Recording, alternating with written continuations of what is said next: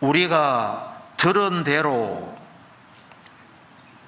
만군의 여호와의 성 우리 하나님의 성에서 보았나니.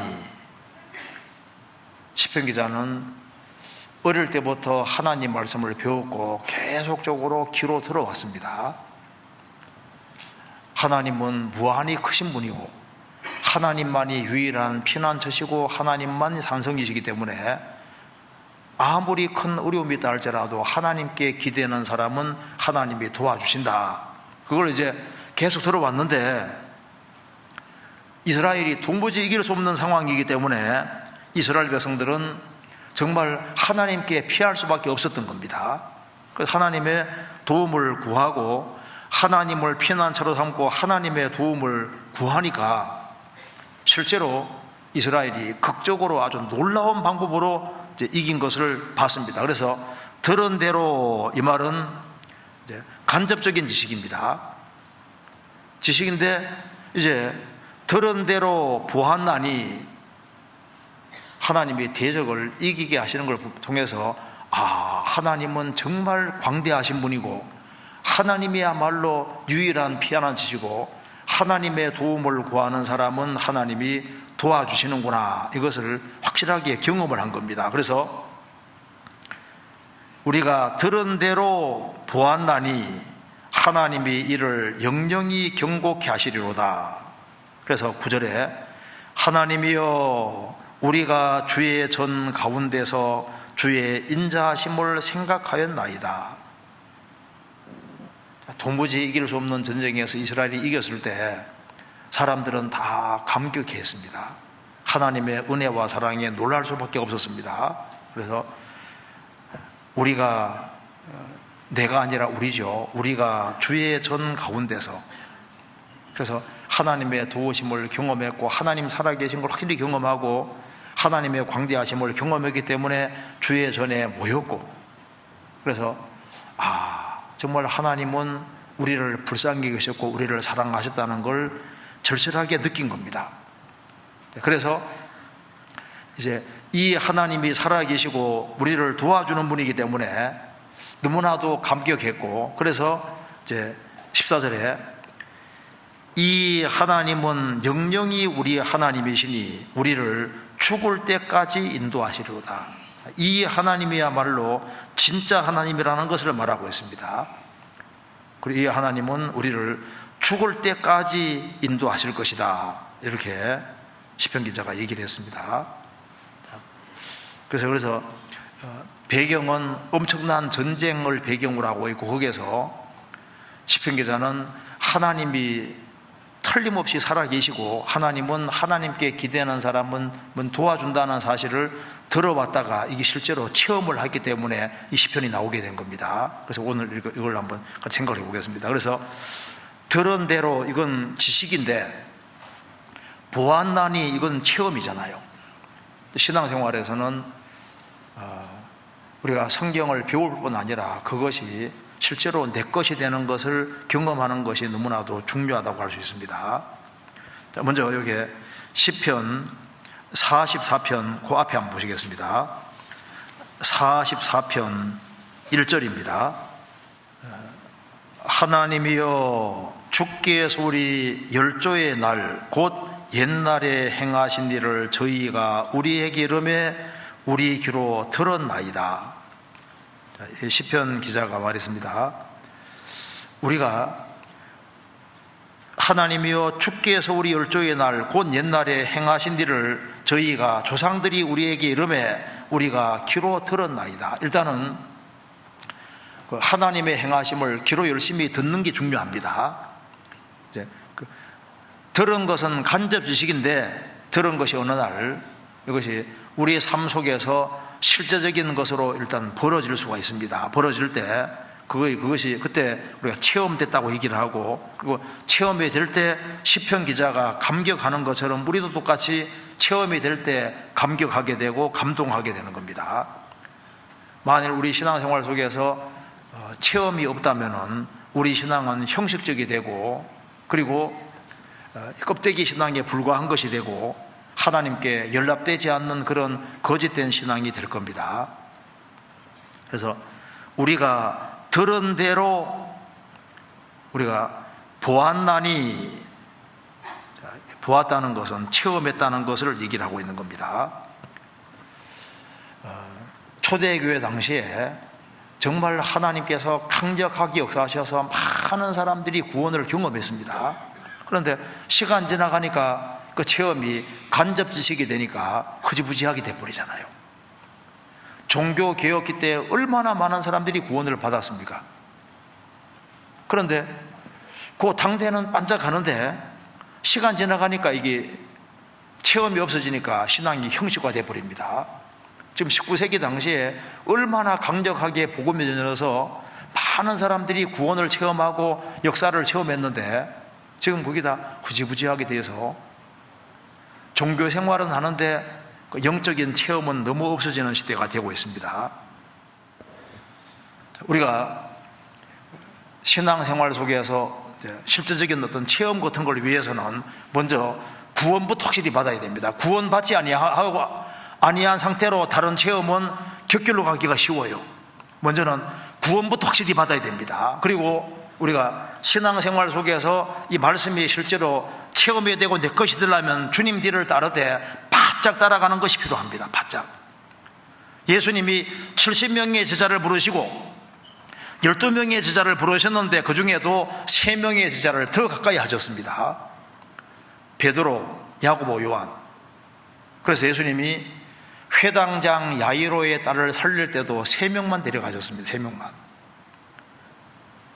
변화산상에 변화될 때도 3명만 데려가셨습니다. 겟세마네 동산에서 피땀 흘려 기도를 할 때도 3명만 데려가셨습니다. 그러니까 주님이 3명에게는 더 많은 것을 보여주셨고 그들은 더 많은 걸 알 수 있었습니다. 왜? 주님을 더 사랑하고 주님을 더 바짝 따라갔기 때문입니다.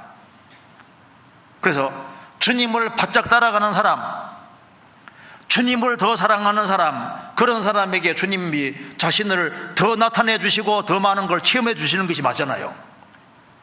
여자 중에서 성경에 보면은 막달라 마리아, 7 귀신 들었다가 나간 막달라 마리아, 그 막달라 마리아가 구원받고 난 이후에 예수님 통해서 고침받고 난 이후에 너무 감격해서 자기 소유로 예수님을 섬겼고 예수님을 끝까지 따라가는데 십자가 밑에도 그녀는 있었습니다.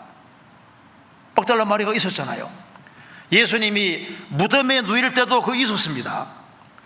부활의 아침에도 거기 있었잖아요. 예수님이 제일 먼저 나타내 준 사람이 막달라 마리아입니다. 어떤 사람은요, 그 모임 자리에 보면 꼭 있어. 막달라 마리아처럼 꼭 있어. 꼭. 꼭 있는 사람은 주님이 훨씬 더 많은 것을 체험하고 깨닫게 해줄 것이 맞는 겁니다. 나의 계명을 가지고 지키는 자라야 나를 사랑하는 자니 나를 사랑하는 자는 내 아버지의 사랑을 입을 것이다. 나도 그를 사랑하여 그에게 나를 나타내리라. 주님을 사랑하는 사람, 주님을 가까이 하는 사람에게 더 많이 나타내 주는 게 맞잖아요. 창세기 18장 보면 하나님 말씀했습니다.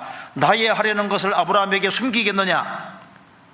롯은 진리 가운데 행하지 않고 소돔에 가 있으니까 하나님이 깨닫지 않게 해주셨지만은 아브라함은 진리 가운데 행하니까 주님이 깨닫게 해주시고 보여주셨잖아요. 여호와의 친밀함이 경외하는 자에게 있으며 그 언약을 저희에게 보이시리로다. 하나님을 경외하는 사람, 하나님 가까이 하는 사람, 그런 사람에게 주님께서 더 많은 것을 깨닫고 체험하게 만들어주는 겁니다. 그래서 우리는 지금 너무나도 안일하고 물질적으로 풍요한 짓을 살기 때문에 그래서 주님께서는 크리스찬으로 하여금 여러 가지를 겪고 신앙적인 체험을 갖게 하기 위해서 일부러 광야를 주는 경우도 많습니다. 야곱도 어머니 아버지하고 같이 있을 때는 하나님 가까이 있는 걸 경험 못해서요. 에서가 죽이려고 하니까 이제 하란으로 도망하면서 돌베개 보고 잠이 들 때 그때 하늘이 열리고 사다리가 보이고 하나님이 축복해 주는 것을 경험했잖아요.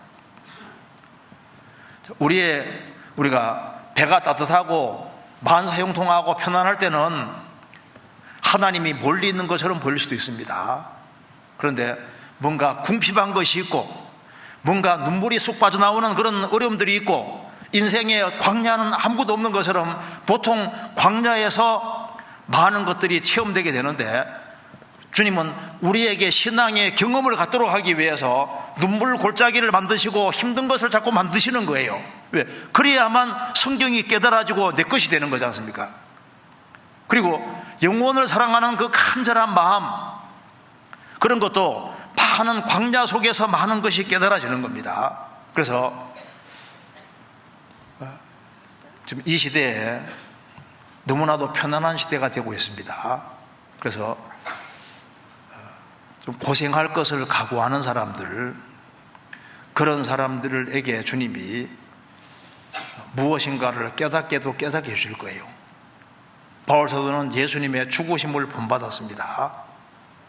그래서 그는 기꺼이 희생하고 수고하는 길을 택했기 때문에 주님이 많은 것을 체험하게 만들어 주셨던 거예요. 그래서 이 시편 기자는 말했습니다. 들은 대로 보았다. 그래서 체험했기 때문에 하나님이 얼마나 광대하신 분인지를 더 실감하고 느낄 수 있었던 겁니다. 우리도 마찬가지입니다. 하나님이 크신 하나님이시다, 가까이 계시다, 그런 말은 많이 듣고 있는데 우리가 신앙 생활 속에서 하나씩 경험해 나갈 때, 야, 정말 하나님은 크고 위대하신 분이구나. 내가 이렇게 사방이 막혀도 주님이 이렇게 빠져나가게 만들어 주시는구나. 근데 코너에 몰렸는데 이렇게 도와주시네. 집안 식구들을 도무지 구원 안 될 거라 생각했는데, 야, 주님이 신기한 방법으로 이렇게 집안 식구들을 탁 꺾어가지고 구원받게 만들어 주시네. 그래서 여호와는 광대하시다, 그 말은 하나님은 신묘막측하신 수를 많이 가지고 계신 겁니다. 그래서 도무지 구원받지 못할 것 같은 사람도 주님은 구원받게 하려면 받게 할 수 있는 길이 있으신 거예요. 내가 사방이 완전히 막혀도 주님은 광대하신 분이기 때문에 얼마든지 피할 수 있는 길을 만들 수도 있는 분입니다. 사업에 힘들 수도 있고 가정생활 속에서도 코너에 몰릴 수가 있는데 하나님은 광대하신 분입니다. 하나님께 바짝 매달리는 사람은 하나님의 도우심을 경험하게 되는 겁니다. 그래서 잠시 후에 주님이 오실 때 우리가 정말 보게 될 것이 있습니다. 주님이 주시는 상이 얼마나 큰지를 정말 보게 될 겁니다. 성경 요한계시록 22장 보시겠습니다. 요한계시록 22장 12절입니다. 보라, 내가 속히 오리니 내가 줄 상이 내게에서 각 사람에게 그의 일한 대로 갚아주리라. 나는 알파와 오메가요, 처음과 나중이요, 시작과 끝이라. 보라, 내가 속히 오리니 내가 줄 상이 내게에서 각 사람에게 그의 일한 대로 갚아주리라. 주님이 주시는 상이 있습니다. 상 주시는 분이 나는 알파와 오메가요, 처음과 나중이요, 시작과 끝이라. 상 주는 분이 누군지 알려면 성경 보라고 말합니다.